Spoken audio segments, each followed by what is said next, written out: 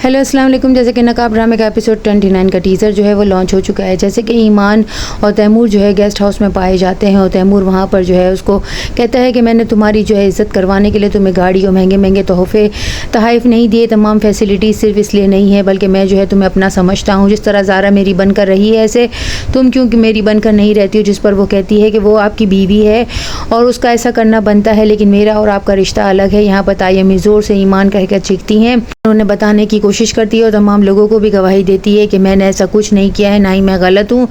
तैमूर भाई जो है वो मैं हमेशा इन्हें भाई समझती थी, लेकिन ये जो है मेरे साथ रिश्ता बनाने की बातें कर रहे हैं और इस तरह की बातें कर रहे हैं जिसका जो है मैं आपको बता भी नहीं सकती हूँ। लेकिन यहाँ पर तैमूर की वालदा जो है सबके सामने ईमान को चुप करवा देती हैं और उसे कमरे में लाकर पटक देती हैं और कहती हैं कि तुम्हारे बाप को फ़ोन करती हूँ कि वो आए और तुम्हें इसी वक्त जो है यहाँ से लेकर जाए। अपनी बाजी जो है वो घूमती भी महसूस होती है तो वो ईमान के कमरे में आके कहता है तुम्हें बहुत जल्दी है यहाँ से जाने की, तुम्हें सब कुछ करने की क्या ज़रूरत थी, ज़रा सा बात को संभाल लेती तो मैं सब कुछ जो है न होने नहीं देता। अभी भी देखो वक्त है, अगर तुम चाहो तो मैं तुम्हें रोक सकता हूँ। लैला जो है वो तमाम बातें जो है वो सुन लेती है, जो है वो रूम के बाहर ही खड़ी होती है और यहाँ पर जो है जब वो सुन लेती है तो वो जाने लगती है। तैमूर जब रूम से निकलता है तो वो ज़ारा को नहीं देखता है, लेकिन ज़ारा जैसे ही पलटती है तो ईमान देख लेती है। ईमान कहती है अब भी आप क्या चुप रहेंगी, लेकिन वो कहती है ये हम लोगों की जो है म्यूचुअल अंडरस्टैंडिंग है। और यहाँ पर वो आके ईमान को कहती है अपना सामान पैक करो, जिस घर में तुम्हें हरेस किया जा रहा है तुम यहाँ पर क्यों रहना चाहती हो।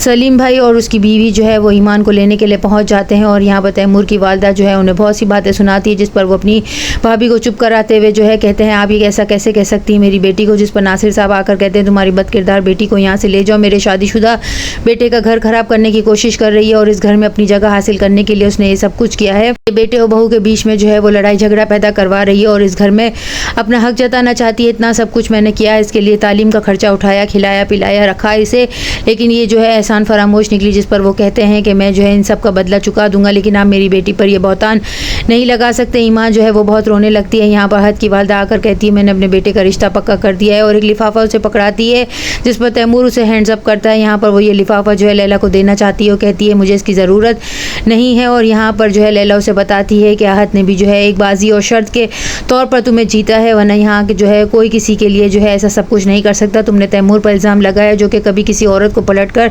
देखता भी नहीं है। अगर तुमने उस पर कत्ल का इल्ज़ाम लगाया होता तो हर कोई यकीन कर लेता, लेकिन तुमने उस पर जो है हैरेस का इल्ज़ाम लगाया जो कि कोई तुम्हारी बात का यकीन नहीं करेगा। बिल्कुल खूब खामोश हो जाती है और रेलवे स्टेशन पर उसके वालिद और वालदा उसे लेकर चले जाते हैं। यहाँ उसके वालिद उसे पूछने की कोशिश करते हैं लेकिन वो नहीं पूछ पाते हैं। ईमान अपने वालिद से कहती है कि आप भी मुझ पर शक करते हैं, जिस पर वो कहता है कि नहीं मुझे तुम पर यकीन है। उसकी वालदा लेकिन गुस्से में होती है कि ये सब कुछ आखिर हुआ कैसे और ये फ़ोन तुम्हारे पास कहाँ से आया, जिस पर वो उसे जवाब नहीं देती है। यहाँ पर तैमूर की कॉल ईमान के फ़ोन पर आती है, जिस पर उसके वालिद जो है अटेंड कर लेते हैं। वो तमाम बातें सुन लेते हैं जो तैमूर उससे कहता है कि अभी भी देखो वक्त है, मैं तुम्हारी एक मुस्कुराहट के बदले जो है सब कुछ करने को लुटाने को तैयार हूँ। यहाँ पर उसके वालिद ये सब कुछ सुन लेंगे लेकिन खामोशी इख्तियार कर लेंगे। आहत जो है वो टूट चुका है क्योंकि उसे ईमान पर जो है वो बिल्कुल भी भरोसा नहीं रहा और तैमूर ने जो बाजी खेली है उसमें जो है आहत का भरोसा बिल्कुल ही टूट कर रह गया। वो जो है अपने भाई पर शक नहीं कर सकता, लेकिन वो ईमान पर शक कर बैठा है। वालदा जो है वो अपने बेटे का रिश्ता जो है तैमूर की दोस्त की बहन के साथ जो है करने को तैयार है। यहाँ पर जो है तैमूर के वालिद अपनी बेगम से कहते हैं तुम तो उसे अपनी बेटी